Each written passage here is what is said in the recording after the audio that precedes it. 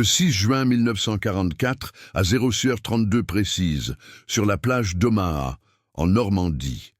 Les vagues s'écrasent avec violence contre les corps inertes. Des milliers de balles traçantes zèbrent l'air, comme un essaim de guêpes enragées. Le sergent Henri Duval, 28 ans, est plaqué dans un cratère de sable trempé de sang. Autour de lui, 200 mètres de terrain nu séparent sa position de la falaise ennemie. Derrière, ces hommes, ce qu'il en reste, rampent dans l'eau jusqu'à la taille. Ils sont 47 à avoir touché le rivage ce matin. Seulement 47 sur 150 qui ont embarqué à bord du HMS Empire Javelin. Les mitrailleuses allemandes crachent sans relâche. Chaque seconde compte. Une décision absurde plane. Avancer maintenant ou tout est perdu. En 30 secondes, Duval va choisir. Et cette choix va tout anéantir. Reculons de quelques heures. Henri Duval n'est pas un héros de roman. Il est un gars de province, né en 1916 à Lille, dans une famille d'ouvriers du textile. Père mort à la mine en 1928, mère qui coude des chemises pour survivre. À 18 ans, il s'engage dans l'armée française, pas par patriotisme fou, mais pour un salaire stable. La guerre d'Espagne l'a marqué en 1938, quand il a vu des villages rasés par les bombardiers italiens. Il était là, en tant qu'observateur, à ramasser des civils en lambeaux. « La guerre, c'est pas des médailles », disait-il plus tard à ses copains, « c'est de la boue et des cris ». Quand les Allemands envahissent en 1940, Duval est sergent dans la 2e division d'infanterie. Dunkerque. Il y est. Le 26 mai, à 4 heures du matin, les Stukas piquent sur les plages. Il porte un blessé sur son dos, 15 kilomètres sous le feu. Les obus explosent à 20 mètres. Il sent la chaleur sur sa nuque, l'odeur de chair brûlée. Il survit, mais perd son meilleur ami, éclaté par une mine. Évacué vers l'Angleterre, il rejoint la France libre de Gaulle, pas par idéalisme, par devoir. Si on recule encore, qui va se battre ? Confie-t-il à un officier britannique en 1941. De 1942 à 1944, Duval s'entraîne sans relâche en Écosse. Des exercices sous la pluie, des sauts en parachute ratés. Il commande une section de 40 hommes pour le jour J. Des gars comme lui, mineurs, fermiers, exilés. Il les connaît par cœur. Pierre le mitrailleur, un gamin de 19 ans de Marseille, qui tremble au premier coup de feu. Jacques, le radio, un ancien mécano qui répare tout, même sous les bombes. Duval n'est pas un chef charismatique. Il est précis, calme. Il répète les plans jusqu'à l'obsession. « On avance ensemble, ou on crève ensemble », leur dit-il lors du dernier briefing, le 5 juin, à bord du navire qui tangue vers la Normandie. Mais la réalité frappe plus fort que les plans. À l'approche des côtes, à 05h30, les canons allemands ouvrent le feu. Le bateau tangue violemment. Duval vomit par-dessus bord, comme la moitié de ses hommes. Puis le chaos. Les barges touchent le sable à 06h15. L'eau est rouge. Les Allemands, retranchés dans des bunkers en béton, ont l'avantage. 90 cm de canon, nés de mitrailleuses MG42 qui tirent 1200 coups par minute. Duval saute le premier. Une balle frôle son casque. Il roule dans l'eau, attrape son fusil. Autour, les corps flottent. Des alliés américains à gauche, britanniques à droite. Mais sur Omaha, c'est l'enfer. Les chiffres sont froids. En 20 minutes, 2000 morts. Duval crie aux siens « Restez bas, couvrez-moi !» Il rampe, le visage dans le sable froid. Ses bottes s'enfoncent. À 50 mètres, une explosion soulève un de ses hommes. Pierre, le mitrailleur, hurle. Sa jambe est arrachée net. Duval le traîne vers le cratère, ignorant les balles qui sifflent. « Tiens bon, gamin !» grogne-t-il. Son cœur bat à 150 pulsations. Il a déjà vu ça. À El Alamein, en 1942, avec les Britanniques, il a tenu une position sous un déluge d'artillerie. 3 heures, 500 obus. Il a ordonné la retraite au bon moment, sauvant 20 vies. Ou à Dieppe, en 42, cette boucherie ratée. Il a perdu 8 hommes en 1 heure, mais a ramené les autres en rampant sous le fil de fer barbelé. La mort l'a frôlé tant de fois. Une fois, une grenade a roulé à ses pieds. Il l'a renvoyée d'un coup de pied, explosé à 2 mètres. brûlures au visage pendant des mois. Maintenant, dans ce cratère, la tension monte. Les vagues lèchent les flancs. Duval jette un œil. La falaise est à 150 mètres. Des bunkers crachent la mort. Ces hommes sont dispersés, 12 encore en vie, plaqués au sol. Jacques, le radio, essaie d'appeler du soutien. Statique. Rien. Les avions alliés passent au-dessus, mais les nuages bas les aveuglent. Duval sait, s'il ne bouge pas dans les 5 prochaines minutes, la marée haute noiera les survivants. Et les renforts allemands arriveront. Il serre son fusil. Les mains tremblent légèrement, mais il les contrôle. Il a pris des décisions pires. À Tobrouk, en 1943, il a choisi de charger une position ennemie avec 15 hommes contre 50. Ils ont gagné, mais à quel prix? 7 tombes. La radio crachote enfin. Une voix américaine. Tenez position. Soutien aérien dans 10 minutes. 10 minutes. C'est une éternité. Duval regarde ses hommes. Leurs yeux implorent. Avancez, c'est du suicide. 90% de chances de mourir. Restez. La victoire du jour J s'effondre ici. Omaha est le pivot. Si ça bloque, toute la tête de pont tombe. Il calcule mentalement. 47 hommes au départ. Moins de 10 maintenant. Les Allemands, eux, en ont des centaines en réserve. Une décision en quelques secondes. Il inspire profondément. L'air salé brûle ses poumons. Autour, les cris s'amplifient. Une mitrailleuse balaye le secteur. Un corps tombe à 10 mètres. Duval se redresse à moitié. « Préparez-vous » murmure-t-il.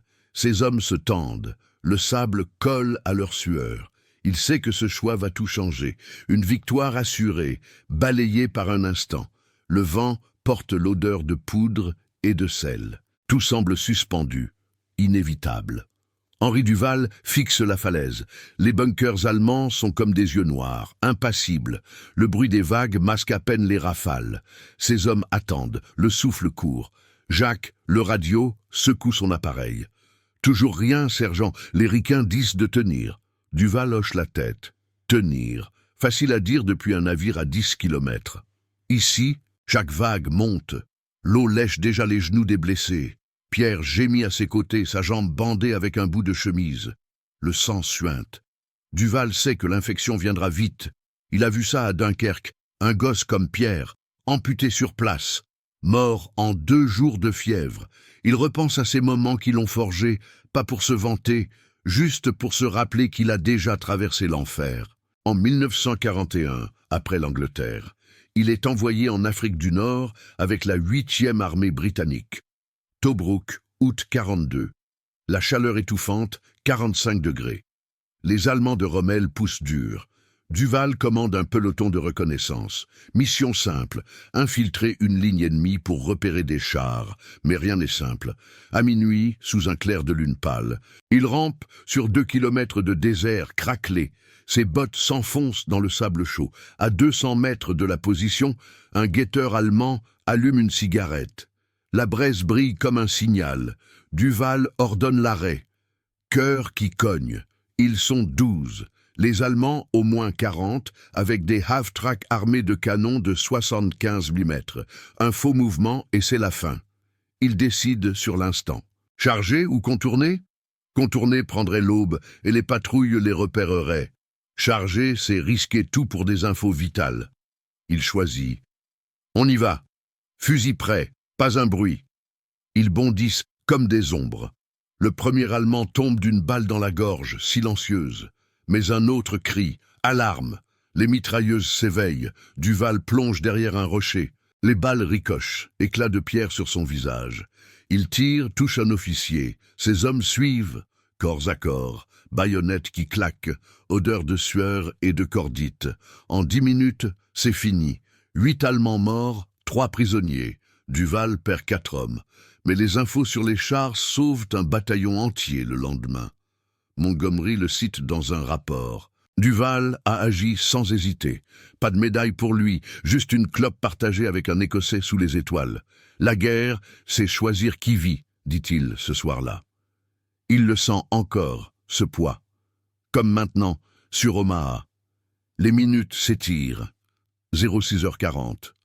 Le soleil perce les nuages, jetant une lumière crue sur le chaos. Duval sort la tête du cratère. Une douzaine de ces hommes survivants sont éparpillés, certains à plat ventre dans l'eau, d'autres accroupis derrière des débris de barges. Les Américains à l'est rampent aussi, mais lentement, trop lentement. Les Allemands renforcent leur position. Duval entend des moteurs, des camions qui descendent la falaise. Renfort. S'ils atteignent la plage, c'est plié. Il calcule. 150 mètres à franchir. Sous un feu nourri, les MG-42 balaient en arc de 50 mètres. Une seule rafale, et un homme est fauché. Il se tourne vers Jacques. Appelle encore. Dis-leur qu'on avance, soutien ou pas. Jacques blêmit. Sergent, c'est du suicide. On est 10 contre des centaines. Duval le fixe, ses yeux gris, durs. On n'est pas 10, on est la brèche. Si on bouge pas, toute la division crève derrière. Jacques hoche la tête, murmure dans le micro. Statique puis une voix. Négatif. Attendez les tanks. 5 minutes. 5 minutes. Duval rit presque, amèrement. À Dieppe, en 42, il a attendu 5 minutes et perdu la moitié de sa section. Dieppe, raid canadien raté, plage minée, falaises imprenables. Duval était là en soutien, avec des commandos français. À 05 Césée, les barges accostent, feu immédiat. Il couvre un groupe qui escalade un mur, mais les grenades pleuvent. Une explose à 3 mètres. Il est projeté, oreilles qui sifflent, jambes engourdies. Il rampe, traîne 2 blessés vers l'eau. Les balles traçantes illuminent la nuit. Il ordonne la retraite. Remontez, on replie. Sans ça, tous mouraient. De retour au bateau, il vomit du sable et du sang. 7 tombes ce jour-là. Il jure plus jamais d'attendre un miracle. Ici, pas de miracle. 06h42. Une explosion secoue la plage. Un obus de 90 mm touche une barge voisine. Corps projeté en l'air, membres qui retombent dans l'eau. Duval sent l'onde de choc dans sa poitrine. Ses hommes hurlent. Pierre s'agite. « Sergent, je peux pas. La douleur. » Duval lui serre l'épaule. « Tiens, on sort d'ici. » Il se lève à genoux, vérifie son fusil. Chargeur plein, grenades accrochées. Autour, le vent porte des cris en anglais, en français, mélange de peur et de rage. Les vagues montent. Bientôt, elles noieront les armes. Il pense à sa femme, Marie, laissée à l'île en 40, une lettre froissée dans sa poche. Revient entier. Pas de promesse, juste le devoir. À El Alamein, octobre 42, il a tenu une ligne sous 500 obus par heure. Poussière partout, visibilité zéro. Il a décidé de contre-attaquer au bon moment quand les Allemands rechargeaient. Pris une position clé, perdu 3 amis, mais ouvert la voie pour Montgomery. « Duval, t'es un roc », lui a dit un major britannique après. « Roc, peut-être, mais un roc qui saigne. » 06h44. La radio crachote. Soutien aérien retardé. Brouillard. Duval jure intérieurement. Brouillard. Sur Omaha, c'est clair comme du cristal maintenant. Les Allemands avancent. Silhouettes en gris qui descendent par des sentiers camouflés. 50, peut-être plus. Ces hommes le regardent, attendent l'ordre. La tension est un fil tendu. S'il rompt, tout s'effondre. Il inspire l'air salé, chargé de poudre. Les mains sur son arme. Décision en vue. Plus que quelques secondes. Le sable colle à sa peau. Tout vibre. La plage entière semble retenir son souffle. Inévitable. Le choix approche, comme une ombre qui grandit. Henri Duval reste accroupi dans le cratère. L'eau monte autour de ses bottes. 06h45. Les vagues clapotent plus fort, portant des débris et des corps. Ces hommes fixent la falaise. Les bunkers allemands crachent encore, des rafales régulières, comme un métronome de la mort. Duval sent le sel sur ses lèvres. Il essuie la sueur de son front. Ses yeux scrutent le terrain. 140 mètres à franchir maintenant. Les renforts ennemis descendent, des silhouettes en feldgros qui se déploient sur la plage, 20, 30 peut-être, armés de MP40 et de fusils Mauser. Ils avancent en ligne, couverts par les mitrailleuses. Jacques murmure « Sergent, ils sont trop. On tient pas. » Duval ne répond pas tout de suite. Il pense à Bir Hakeim, en 1942. Juin. Le désert libyen. La première brigade française libre, encerclée par Rommel. Duvalier avec ses 40 hommes. 6 jours de siège. Pas d'eau. Les Allemands bombardent sans arrêt. À 40 degrés, sous le soleil qui cogne, il commande un poste avancé. Mission, retenir une crête jusqu'au soir. Les tanks ennemis roulent à 500 mètres. Poussière partout. Ces hommes creusent des trous avec les mains. Tenez la ligne, ordonne-t-il. Une salve d'obus tombe. 3 morts instantanés. Duval rampe vers un blessé, le tire par le col. Bouge-toi ou crève ici. Il recule de 50 mètres, mais tiennent. La nuit, Koenig, le colonel, les félicite. Duval t'a gardé la porte ouverte. Sans ça, la brigade tombait. Duval perd 7 gars ce jour-là. 7 tombent dans le sable. Il apprend. Sous pression, on choisit vite. Ou on perd tout. Ici, sur Omaha, c'est pareil. Mais pire, la radio grésille à nouveau. Une voix britannique, lointaine. Omaha Sector, maintenez. Sherman s'en approche. Duval secoue la tête. Les tanks. À Dieppe, ils ont promis des tanks aussi. Et rien. Il se souvient de cette plage en 1942. Août, opération Jubilee. Les Canadiens débarquent à l'aube. Duval est avec un commando mixte. À 05h15, les barges touchent le gravier. Feu croisé immédiat. Les falaises grouillent d'Allemands. Il escalade un sentier, fusil en bandoulière. À mi-hauteur, une grenade roule vers lui. Il la repousse du pied. Explosion à 1 mètre. Chaleur qui brûle sa joue. Il continue, couvert de sang. En haut, corps à corps. Il abat 2 ennemis au couteau. Odeur de tabac et de peur.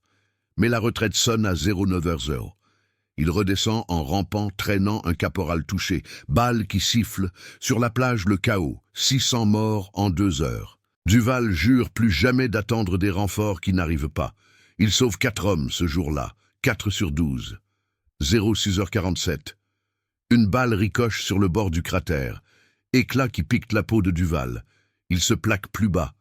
Pierre gémit plus fort. « Ça brûle, sergent. Finissez-moi !» Duval lui pose une main sur l'épaule. « Ferme. »« Pas aujourd'hui, gamin. On avance. » Ses yeux balaient ses survivants. 9 encore en vie, disséminés. Un Américain à 20 mètres crie en anglais « Cover me !» Il bondit, tombe criblé. Corps qui tressaute dans l'eau. Duval serre les dents. Les Allemands sont à 80 mètres maintenant. Il tire par salve courte. Économe. Pro. Un de ses hommes, Louis, un fermier de Bretagne, lève la tête. Une MG42 le fauche. 3 balles dans la poitrine. Il s'effondre sans un mot. Le sable absorbe le sang vite. Duval repense à Monte Cassino en 1944. Février. Italie. La 2e division marocaine, avec des Français libres. Duval y est détaché. La montagne est un enfer de rochers et de mines. Il commande une patrouille de nuit. Objectif, saboter un pont allemand. Pluie battante, boue jusqu'aux genoux. À 300 mètres du but, un piège. Fil tendu, il trébuche mais se rattrape. Halte, souffle-t-il. Ses hommes s'immobilisent. Des sentinelles ennemies à 50 mètres. Feu de camp qui crépite. Il décide, attaquer ou saboter à distance. Attaquer, c'est du bruit. À distance, risque d'échec. Il choisit le silence. Grenades lancées en arc, explosion sourde. Le pont s'effondre dans la rivière. Alarme, fusillade. Duval couvre la retraite, tire au jugé. Une balle touche son bras. Il bande vite avec sa cravate. Ils rentrent à 3. Les autres, prisonniers ou morts. Mais le pont bloqué retarde une contre-attaque allemande de 2 jours. Un général français le note. Duval agit sous feu sans faille. Pas de gloire, juste une cicatrice qui tire encore. La tension monte sur la plage. 06h49. Les vagues atteignent la taille des blessés. Pierre est pâle, sueur froide. Jacques secoue la radio. « Rien, sergent. Brouillard sur les navires. » Duval hoche la tête. Il sait que le brouillard est une excuse. Les canons navals tirent au loin, mais les obus tombent court. Un explose à 30 mètres. Terre et eau projetées. Duval protège Pierre de son corps. L'onde secoue ses os. Il tousse, crache du sable. Ses hommes le regardent, peur dans les yeux, mais confiance aussi. Il les a menés avant. À Anzio, en janvier 44. Plage italienne, débarquement surprise. Duval avec les Alliés. À 02h, barge sous les projecteurs ennemis. Il saute dans l'eau noire, courant qui tire. À terre, mine partout, il désamorce une avec les mains, sous le feu. Ses hommes passent, puis chargent une position.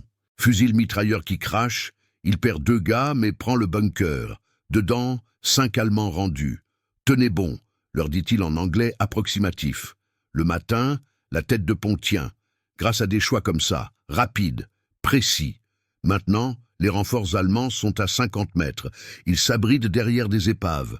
Un officier crie en allemand. Ordre sec. Duval entend « Vorwärts » avancer. Ses hommes se tendent, fusil levé. Le cœur de Duval bat fort, 120 pulsations. Il calcule, 9 contre 30. Mais s'il brise la ligne ici, les tanks alliés passeront. Omaha respire. Toute la Normandie en dépend. Il pense à sa mère, à Lille, à Marie, une photo pliée dans sa vareuse. « Reviens !» Il inspire, l'air lourd de poudre et de sel. 0051, 1 minute. Le soleil chauffe le sable, les ombres raccourcissent. Jacques murmure « Ordre, sergent !» Duval fixe la falaise. Les bunkers attendent, inertes, mais mortels. Il serre son fusil, doigt sur la détente. La décision gonfle, comme une vague qui monte, inévitable. Les secondes filent, tout bascule. Henri Duval sent le sable froid sous ses genoux. 06h52, les vagues montent encore. L'eau clapote contre le cratère, portant l'odeur de sel et de métal brûlé. Ces 9 hommes survivants sont tendus comme des câbles. Fusils serrés, regards fixés sur lui. Les renforts allemands sont à 40 mètres.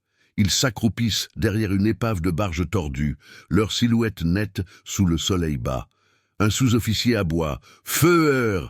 Une salve claque. Balles qui sifflent au-dessus du cratère.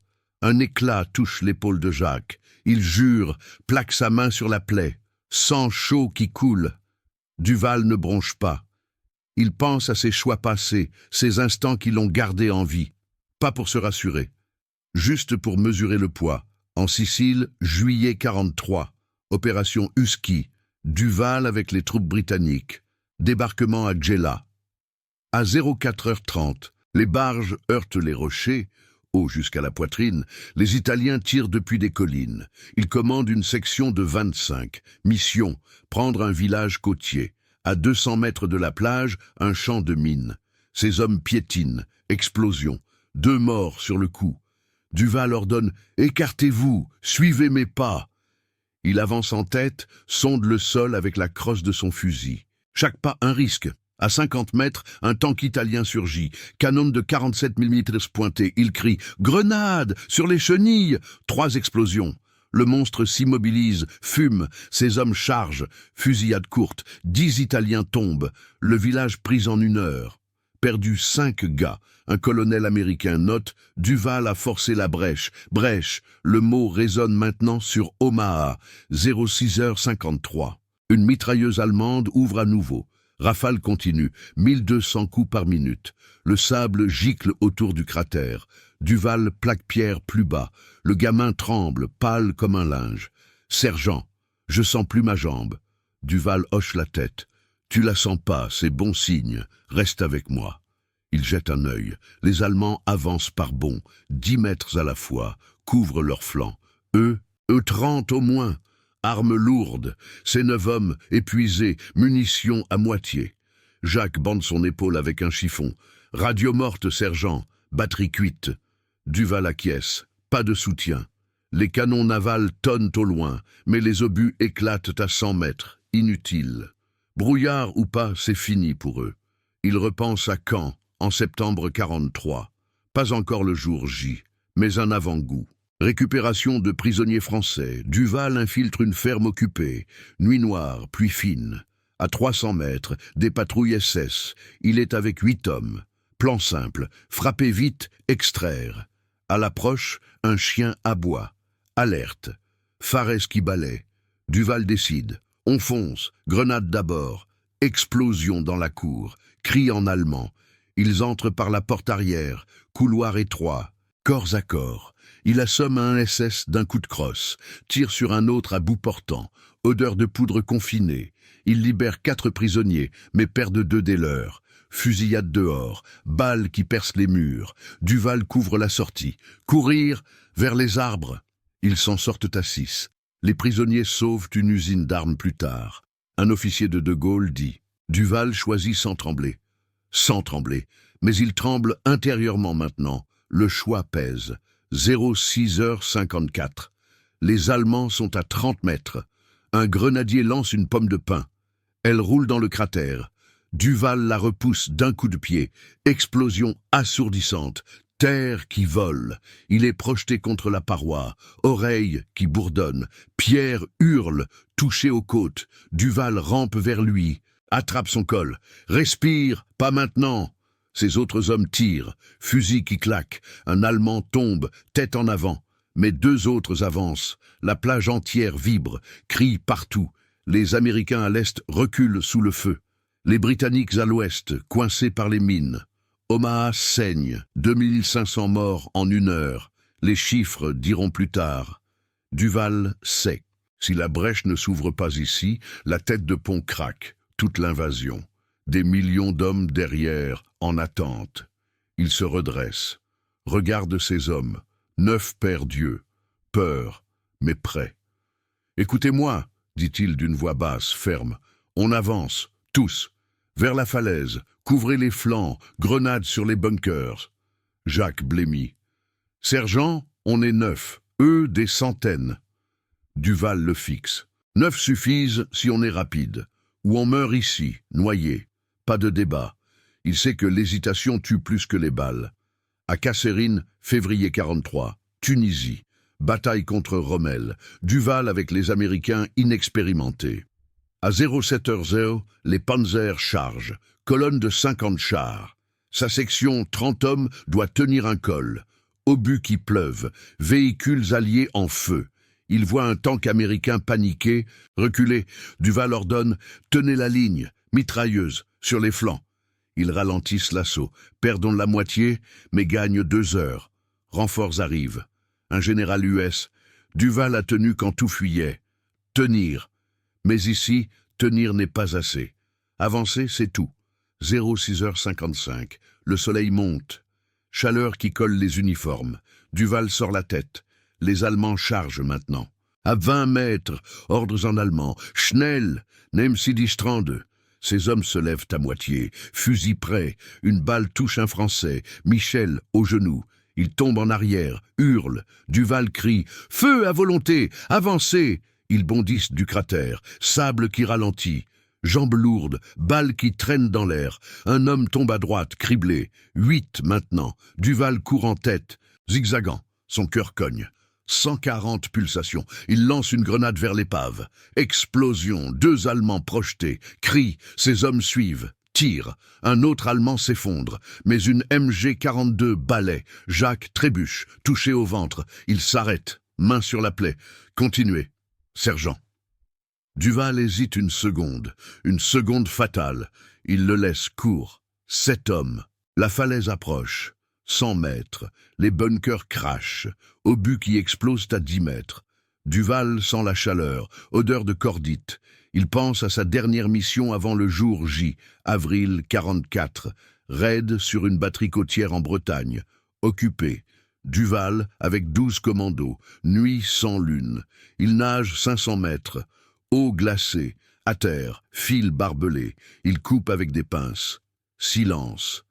À 50 mètres du bunker, sentinelle. Il l'abat au couteau, gorge tranchée, chaud et glissant. Dedans, explosif posé, minuterie, course inverse, alarme, projecteur, balle dans l'eau, un homme coule. Duval nage, fusil sur l'épaule. Explosion derrière, batterie détruite.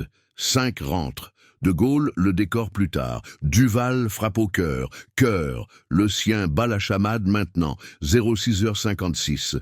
Ils atteignent une dune basse. Couverture fragile. 5 hommes encore. Les Allemands se regroupent. 25 en vie. Ils contournent. Duval ordonne. Vers le sentier. Grenade sur le nid. Une explosion secoue un bunker.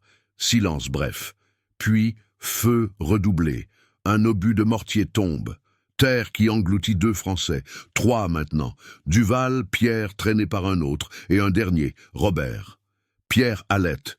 Laissez-moi, sergent. Duval grogne. Non. Il rampe, 50 mètres de la falaise. Les renforts ennemis les talonnent, à 15 mètres. Un Allemand surgit. Duval tire, touché au torse, corps qui tombe, mais d'autres arrivent. Fusillade rapprochée, balle qui perce l'air à 1 mètre. Il repense à Arnhem, septembre 44. Non, pas encore. Attends, avant, juin 44, juste après. Non, focus. La pression monte. 06h57. Le choix est là. Avancer seul vers le bunker principal, ou couvrir les survivants. Pierre s'effondre, mort, sang partout. Duval hurle intérieurement. Robert tire, abat un Allemand. Mais une balle le prend à la tête. Crâne éclaté. 2. Duval seul. Falaise à 30 mètres. Bunkers qui dominent. Il charge. Fusil à l'épaule. Grenade prête. Balle siffle. Une touche son bras. Brûlure vive. Il continue. Le vent porte les cris. La décision. Tout ou rien, en quelques secondes. La victoire assurée, pulvérisée, inévitable. Le bunker grandit. Mortel. Henri Duval court. Le sable aspire ses bottes. 06h58. Son bras droit saigne, chaud et poisseux. La douleur pulse, mais il l'ignore. Le bunker principal domine, à 30 mètres. Béton gris, fente étroite qui crache la mort. Une MG42 dedans, canon qui chauffe. Il serre sa grenade, doigts glissants. Le vent fouette son visage. Odeur de poudre et de sang, ses poumons brûlent. Il pense, 1 seconde, tout se joue là.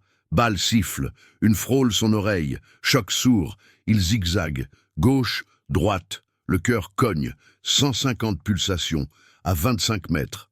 Un Allemand surgit d'un fossé latéral, fusil levé. Duval tire d'instinct, la détonation claque. L'homme tombe, poitrine ouverte, sang qui gicle sur le sable. Duval ne s'arrête pas, ses jambes tremblent, pas de renfort, juste lui. La plage hurle derrière, crie en français, en anglais. Vague qui monte, noyant les armes. 20 mètres, le bunker grandit. Ombre froide, il sort la goupille, grenade prête, une rafale balai, terre qui gicle à ses pieds. Il plonge, roule, sable dans la bouche. Il se relève, courir. À 15 mètres, son esprit tourne, la décision, lancer maintenant ou plus près. Plus près risque l'explosion prématurée. Maintenant, la grenade vole trop court. Il choisit, prêt, tout ou rien. Il bondit, bras en avant. 10 mètres, une balle touche sa cuisse. Chaleur vive. Il trébuche, se rattrape, hurle intérieurement. Pas de cri dehors, calme, contrôlé. Le bunker est là, fente noire, visé sur lui. Il lance. La grenade file, arc parfait. Atterrit dedans. 3 secondes, il plonge derrière un rocher. Explosion, boum sourd, béton qui craque, cri allemand, fumée noire. La MG42 se tait. Duval se redresse. Oreille qui siffle. Il attrape son fusil, charge. À l'intérieur, chaos. 2 servants allemands, brûlés, rampent. Il tire. 2 coups, corps inertes. Le bunker est pris. Silence bref, il sort, regarde la falaise. Sentier étroit, à 5 mètres. Il y grimpe. Main sur la roche humide, pied qui glisse. Sang de son bras goutte. En haut, un autre nid. Mitrailleur qui pivote. Trop tard. Duval tire. L'homme s'effondre. 07h. Il radio. Non, pas de radio. Il crie. Vers la plage. Avancez. Bunker clair. Mais personne.